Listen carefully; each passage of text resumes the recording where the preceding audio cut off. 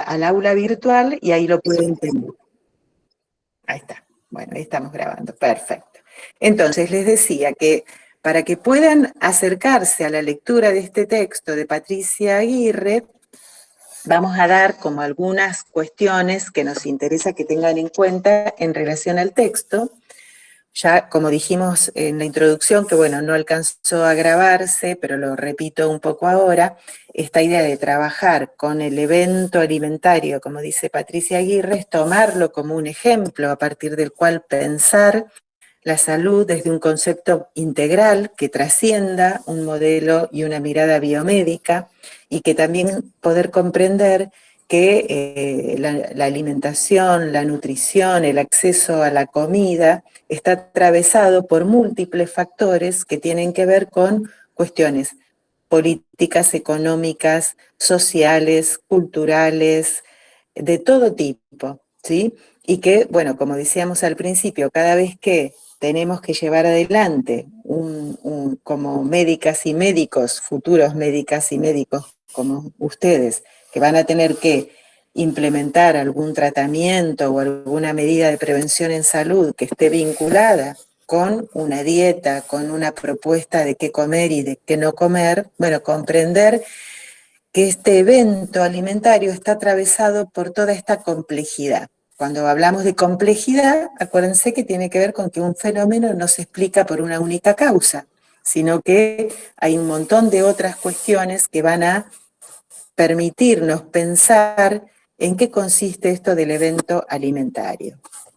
Entonces, Patricia Aguirre lo que hace es proponer que analicemos el evento alimentario a partir de esas relaciones sociales como un hecho cultural y social. Y propone también esto que ya venimos haciendo desde el primer día, desde la primera clase, que es desnaturalizar este fenómeno social. Desnaturalizar lo que quiere decir no verlo solo como un hecho fisiológico, comemos para nutrirnos, para vivir, porque si no comiéramos no podríamos vivir, o comemos para que el organismo funcione, etc. Para satisfacer una necesidad que sería el hambre. O sea, esa sería como la explicación básica fisiológica que no termina de dar cuenta de lo que sucede realmente con el evento alimentario. Patricia Aguirre va a decir que la alimentación tiene que ver en los grupos sociales con esta cuestión clave que ella dice que tiene que ver con la organización social, pero que no solo tiene que ver con la organización social en los grupos sociales, sino que para cada uno de nosotras y de nosotros, la alimentación también es un evento que habla de nuestra identidad, que nos remite en algún punto a cómo fue construida nuestra identidad. Fíjense que esto que yo decía, ¿no? Las historias de cada una, de cada uno, dónde hemos sido criados, cómo nos hemos acostumbrado en nuestras casas, si a comer toda la familia juntos, si a comer por grupos en función de las actividades, si a comer determinadas cosas porque nuestros ancestros, nuestras abuelas, nuestros abuelos nos hacían comer ciertos alimentos, o comemos lo que podemos comprar porque hay una cuestión económica que hace que solo podamos comer aquellos alimentos que están al alcance de nuestro sueldo, de nuestro ingreso familiar, o comemos cuando nos encontramos con amigas, con amigos, cuando hacemos un festejo, ¿no? Fíjense cuántas cuestiones están atravesando el evento alimentario y cómo todas estas tienen que ver con esto que plantea Patricia Aguirre, que es, por un lado, la construcción de nuestra identidad y, por otro lado, la forma que tenemos para organizarnos. Y ella va a plantear entonces que el acto de comer tiene que ver con una práctica social que, como dice aquí, está legitimada por saberes y poderes que contribuyen a darle sentido y, por lo tanto, a perpetuarla y transformarla en el tiempo. O sea, que esta práctica social está atravesada por estos saberes que son saberes que tienen que ver con saberes culturales, saberes históricos, saberes familiares, y poderes que tienen que ver con, bueno, cuál es ese poder en términos de la organización social, cómo nos organizamos en la mesa familiar en términos de qué significado le damos al acto de comer, ¿sí? Fíjense cómo esto también hoy en la situación de pandemia ha cambiado muchísimo en relación a otras instancias y a otros momentos de la vida cotidiana, cuando no existía aún la pandemia y cuando no teníamos que estar aislados y sin salir en algunos casos, o algunos sí tienen que salir a trabajar, pero en otros casos no, y teniendo que utilizar el teletrabajo, por ejemplo, como una práctica a la que ya nos hemos habituado, como por ejemplo ahora que estamos dando clase a través de una plataforma virtual. Pero entonces eso ha implicado que recuperemos quizás algunas instancias y algunos momentos de la práctica de la comida familiar o de la comida como un acto estructurado y organizado en nuestra vida cotidiana, y esto de poder elegir de pronto qué comer y qué no comer, y también hemos podido como reflexionar acerca, o podemos reflexionar acerca de qué cambios implica esta práctica en este momento, en este contexto. Y habrá personas que además ha variado negativamente, porque al no poder acceder a espacios o a lugares donde accedía a la alimentación y ahora no tiene esa posibilidad, bueno, esto también se complica bastante. Por eso el acto de comer, por supuesto que hay alguna cuestión fisiológica, como ustedes deben estar viendo en nutrición y regulación, que tiene que ver con todo el acto fisiológico de la comida, pero fundamentalmente tiene que ver con aspectos culturales, y es donde se une lo biológico con lo cultural.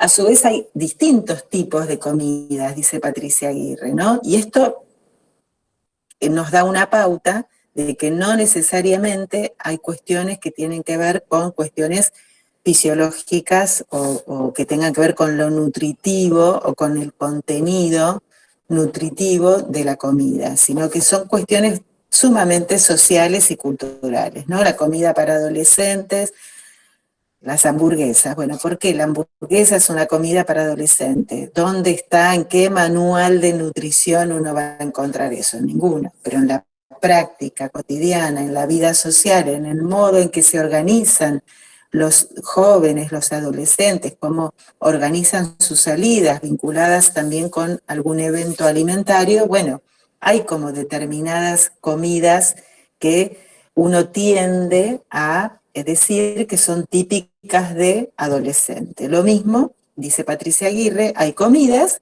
que también están atravesadas por la perspectiva de género, podríamos decir, desde una mirada que también es fuertemente, con un fuerte predominio de la mirada patriarcal, ¿no? Es decir, siempre si la sociedad siempre designó a los varones como aquellos que debían trabajar para llevar la comida a su casa y las mujeres como aquellas que debían dedicarse al cuidado de la vida doméstica, bueno, eso también configura mundos en relación a qué comer y qué no comer. Los varones, comida más asociada con aquello que da fuerza o fortaleza, o que además lo deportivo también juega un lugar.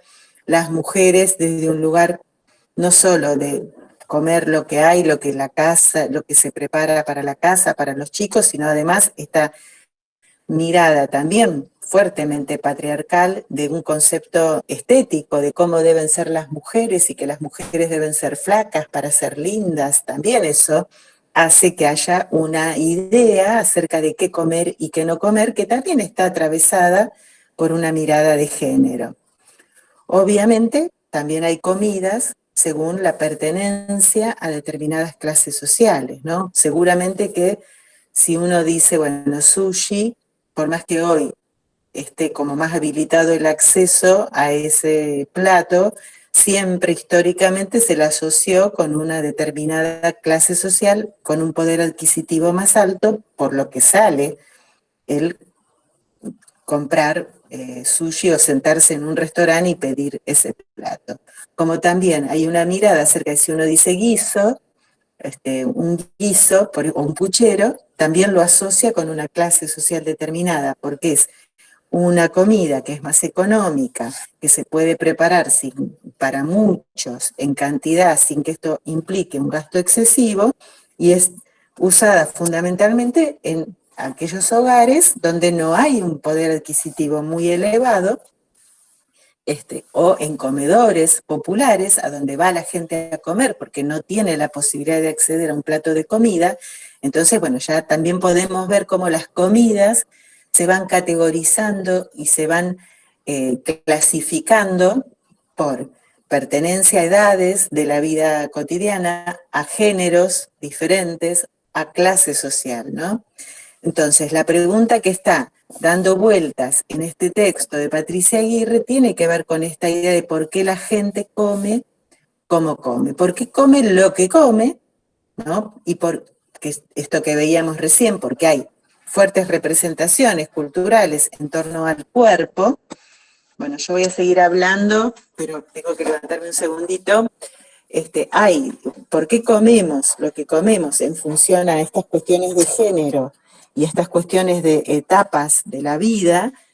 Está claro que todo esto tiene que ver con un conjunto de representaciones culturales, como decíamos recién, que tienen que ver con cómo nos representamos el cuerpo, ¿no? Esto que decíamos, bueno, hay cuestiones de género que hacen que esté puesta en la sociedad la mirada sobre, en algunos sectores, ¿no? Obviamente uno tiende a generalizar para marcar lo que son las ideas predominantes o las ideas dominantes, pero no quiere decir que todo el mundo piense de esa manera, sino que hay como una tendencia a pensar de este modo. El tema del cuerpo vinculado a la belleza, vinculado al cuerpo femenino, es muy sencillo entender esta idea con solo prender el televisor y ver la cantidad de publicidades, de programas televisivos, donde hay una fuerte idea de cómo tiene que ser la belleza femenina vinculada a qué tipo de cuerpo deben tener las mujeres para poder ser consideradas bellas, agradables, etc. Entonces, esto forma, además con las edades también, qué debe comer un niño, qué debe comer un adolescente, son representaciones culturales, ¿no? ¿Qué quiere decir representaciones? Cuando se habla de representaciones sociales hay mucho texto y mucho material sobre la idea de la representación cultural. Nosotros ya veníamos viendo con Harari el tema del lugar que tiene el lenguaje, las palabras, como ese lugar simbólico que adquiere, y veíamos cómo el lenguaje nos sirve para construir el mundo que nos rodea. Este lenguaje que usamos y que construye el mundo que nos rodea nos da una idea de ese mundo. Y esa idea de ese mundo tiene que ver con a qué grupo social pertenecemos, a qué cultura pertenecemos, dónde nos movemos, a qué cuestiones estamos habituados. Y todo esto configura ese mundo de las representaciones culturales. Y esto hace que también tengamos representaciones en torno a los alimentos, a qué comer, a qué no comer, si hay alimentos que son buenos o si hay alimentos que son malos, buenos para la salud, son malos. Y otra de las cuestiones que aparece fuertemente en el artículo y en la idea de Patricia Aguirre, y que a nosotros nos interesa mucho tomar, es esta idea de comensalidad, ¿no? Que hay un aspecto que tiene que ver con la comida, que es el modo en que se comparten los alimentos. Que esto también nos habla de ese lugar que ocupan las representaciones sociales y en las representaciones culturales la alimentación. Si como yo sola, o porque vivo sola, o porque en la familia cada uno come por su cuenta, o si comemos en la mesa familiar. Nuestro país tiene como una cultura muy fuerte de muchos años atrás, de esta idea de la comida familiar alrededor de una mesa. Bueno, ha habido propagandas, programas de televisión, tipo comedias televisivas en otros años, donde todo giraba en torno a la comida familiar, no solamente en nuestro país, en otros países también. Vemos que se le da un lugar importante al hecho de el comer la familia, comer con otros, con otras, con otros. Entonces, a esta idea de con quién se comparte esos alimentos, Patricia Aguirre la va a llamar comensalidad y va a plantear que esa comensalidad es muy importante también a la hora de pensar esta cuestión de cómo comemos, qué comemos, cómo ubicamos la alimentación en un contexto mayor que a nosotros nos interesa que ustedes lo piensen, que es el contexto de la atención de la salud. Y lo que plantea es que esta comensalidad, estas representaciones sociales, nos hace parecer que son naturales ciertas cosas que si uno cambia de cultura o visita otros países, se puede dar cuenta que no es tan natural. Lo que nos parece natural en otros lugares es tomado de otra manera, ¿no?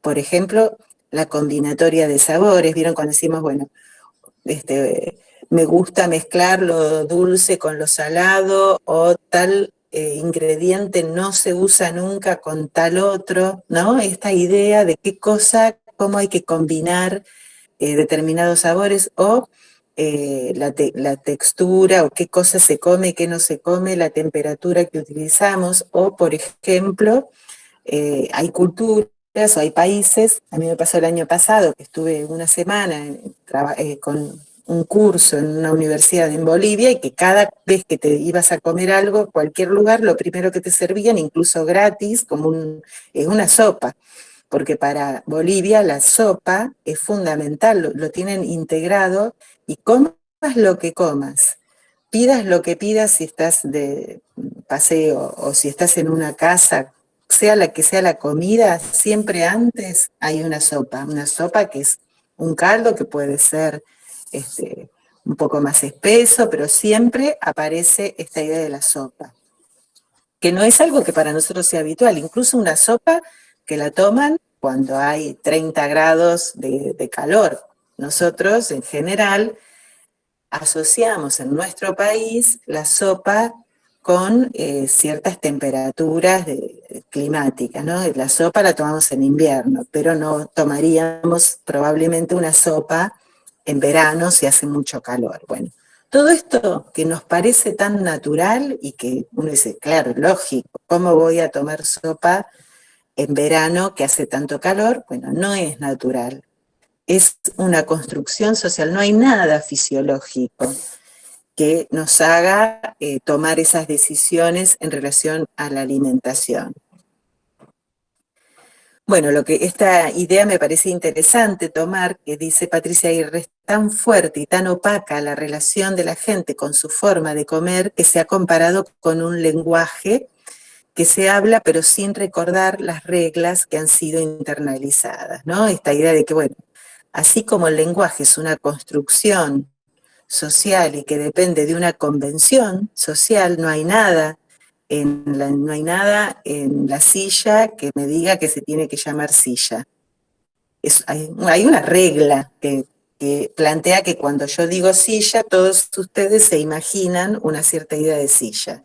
Esto es una regla, es una convención social, y que me doy cuenta que es así porque si voy a otro idioma, voy a un país donde se habla en inglés, no va a ser la palabra silla la que me represente ese objeto para sentarme, va a ser chair, va a ser otra palabra, con lo cual yo ahí veo que no hay nada natural entre la palabra y el objeto que representa. Bueno, esa misma cuestión es la que Patricia Aguirre va a plantear en relación a los alimentos. No hay nada natural entre lo que yo elijo comer para el almuerzo, para el desayuno, para la merienda, no hay nada allí que sea natural o que esté dado naturalmente. Está tan sujeto a una convención social, tan sujeto a una regla como el uso del lenguaje. Entonces, esto también es el punto que nos interesa analizar. Cuando un médico está indicando un cambio en la dieta, en realidad lo que está sugiriendo en nombre de la salud es un cambio en la vida de relación de esa persona. Esta es una idea muy fuerte para que ustedes la piensen, la trabajen, la relean y y la piensen a futuro.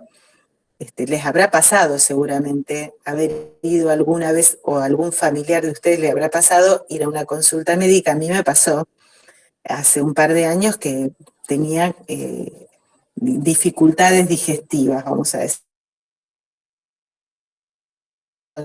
dolor de panza.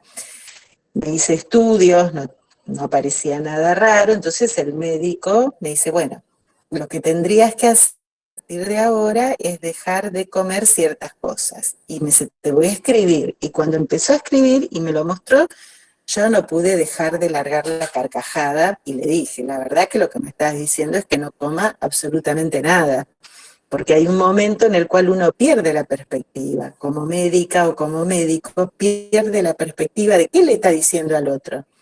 Le está diciendo que va a tener que llevar una vida completamente distinta. Fíjense qué pasa cuando de pequeños se detecta enfermedades más complejas como diabetes o como celiaquía. ¿Qué cambio que implica esto en un niño que tiene que formar parte de un grupo en una escuela, ir a cumpleaños infantiles, cumpleaños en los cuales las madres, los padres se desviven por cocinar cosas que tienen que ver con, bueno, el copetín, las papas fritas, los chisitos, los sanguchitos, todo lo que se nos ocurra, que seguramente ninguna dieta médica indicaría que comiéramos nada de eso, más bien todo lo contrario, y un niño que está participando en su etapa de socialización, que no puede comer tortas, no puede comer harina, no puede comer dulce, no puede comer nada de lo que forma parte para nuestra cultura, como parte de nuestras representaciones sociales, forma parte de lo que debe ser el festejo de un cumpleaños infantil, ¿no? Entonces,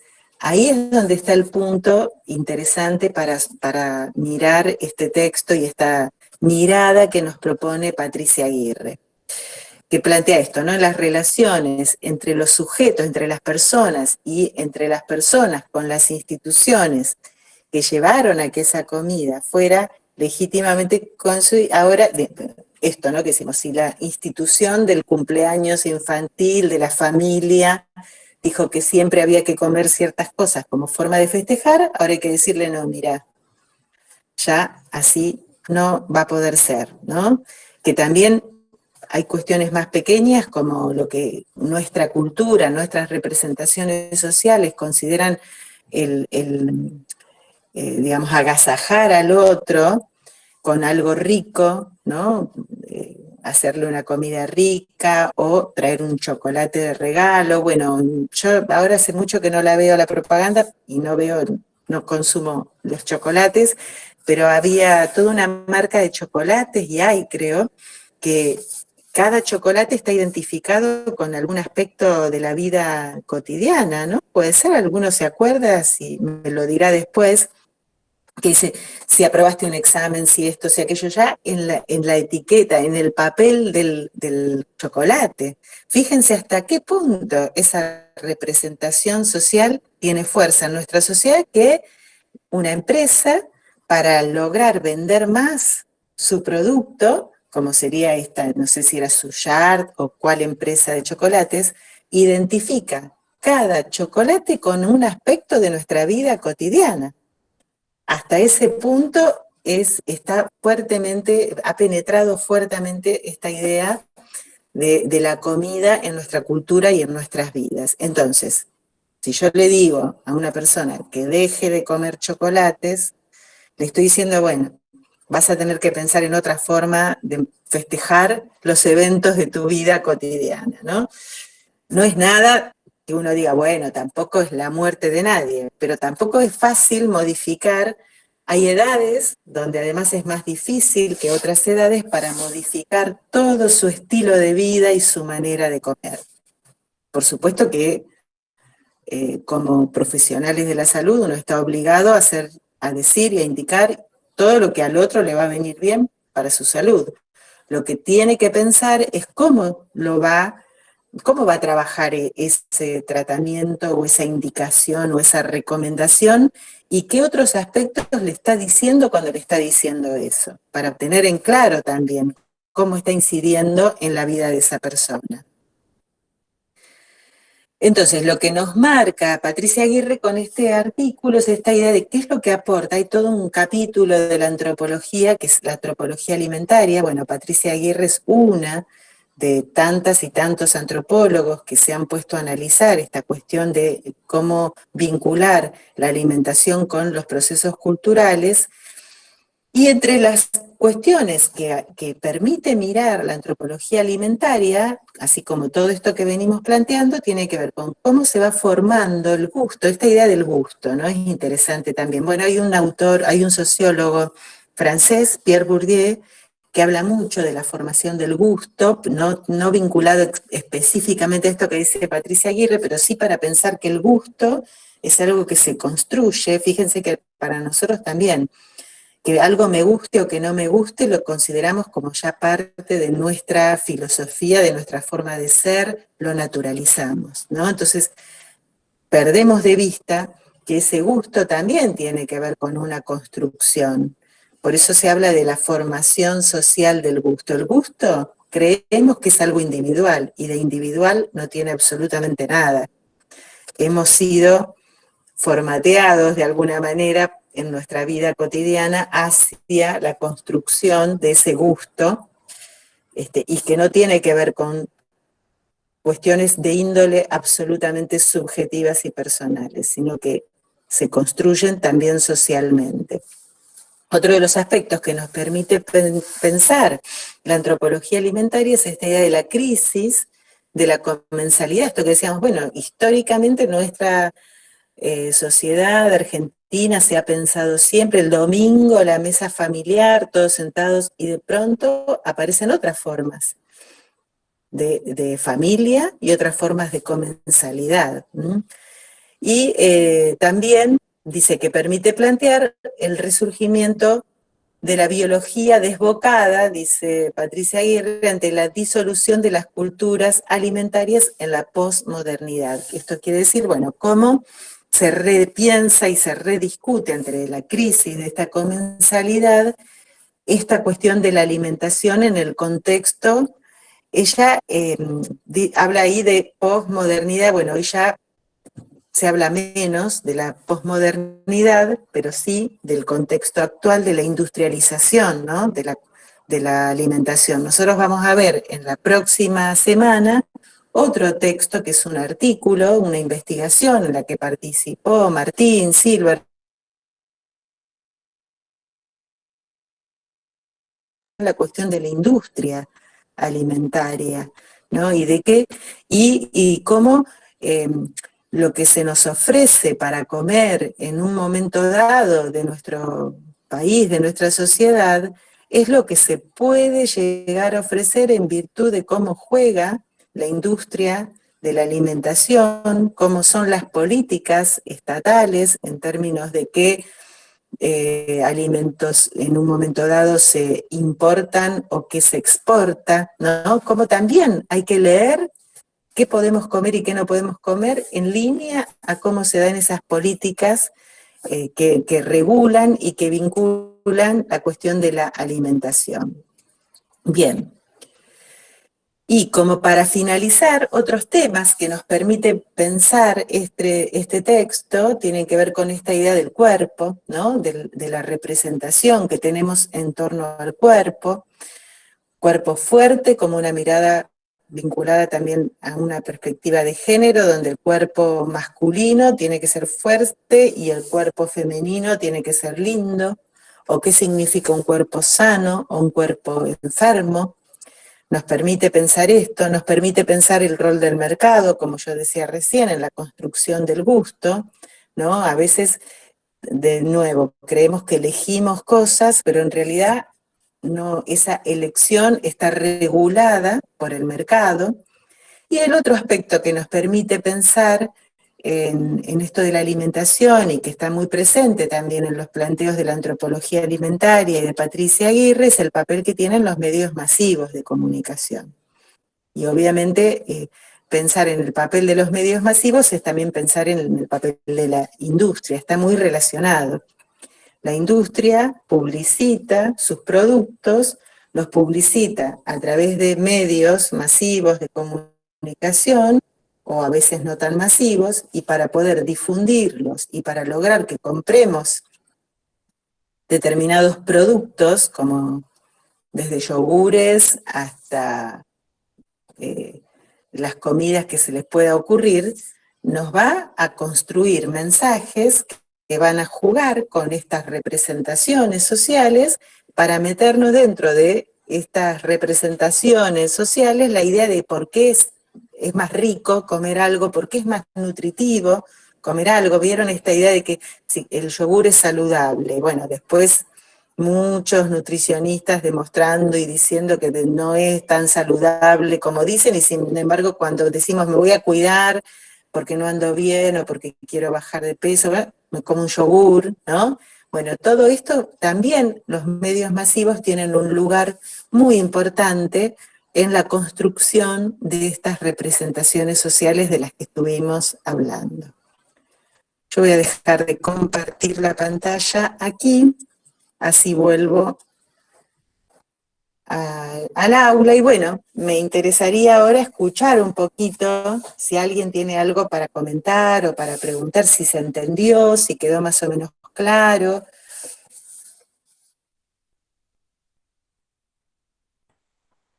Para mí se entendió bien y creo que un ejemplo bastante claro de lo que es la comida y cómo está tan marcada la manera de comer en cada sociedad es que, por ejemplo, el primer ejemplo que se me viene a la cabeza es, bueno, que en el este de Asia se comen animales que acá está visto como absolutamente tabú, mientras que acá se comen animales que en India está visto como absolutamente tabú. El primer ejemplo que se me ocurre es que acá comen gatos y perros, y acá comemos vacas, que en India está completamente raro visto eso, es un tema completamente tabú. Y ese es el ejemplo como más conciso que se me ocurre, ¿no? De cómo la comida está asociada intrínsecamente a lo que es la sociedad y la manera de comer. De Y fíjate que vos traes acá lo religioso también, porque claro, hay también la aspectos que me religión. olvidé de mencionar que son religiosos y que hacen que determinadas religiones no esté bien comer ciertas cosas, ¿no? El cerdo creo que es para los judíos, bueno, la vaca no se puede comer en India por cuestiones religiosas, o los católicos que no comen carne en Semana Santa, ¿no? También esas restricciones forman parte de esas representaciones sociales. Muy bien, Jennifer. Muy buena tu acotación y tu ejemplo. Y también como en cada cultura se habla de la importancia, por ejemplo en Argentina se habla de la importancia de la carne, de qué tan importante es comer carne, y que por ahí en otros países no priorizan tanto esa ingesta, que por ahí en otros países se comen más vegetales, se comen más cereales, se prioriza otra forma de comer, que por ahí en Argentina, como se fue desarrollando el país, como venimos del país que se dice que es el granero del mundo, que se exportaba carne, que entonces tenemos arraigado eso de comer muchísima carne, y que bueno, por ahí en otras partes no está tan difundido. Exacto. Sí, justamente van a ver con el próximo artículo de patrones alimentarios que tiene que ver con todo esto que vos estás planteando. Porque ahí podés ver perfectamente cómo en función a esas regulaciones que tienen que ver con cómo el Estado también incide en hacia dónde orientar las exportaciones o las importaciones o la producción, si se le da subsidio al agro o se le da subsidio al campo para la creación de ganado vacuno, también ahí hay un fuerte diseño de hacia dónde hay que orientar la producción, y si la producción se orienta hacia un lugar, hay que orientar el consumo para esa producción, ¿no? Porque hay que lograr que se consuma toda esa gran producción. O se exporta o se consume internamente. Entonces, claro, la tendencia es a naturalizar, y claro, a los argentinos la carne es como el ADN que nos tiene que gustar sí o sí. lo tenemos incorporado y lo vamos naturalizando, ¿no?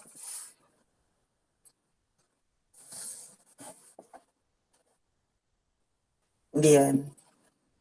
Micaela, Jesús, ¿todo bien ahí? ¿Se comprendió? No, sí, sí, sí.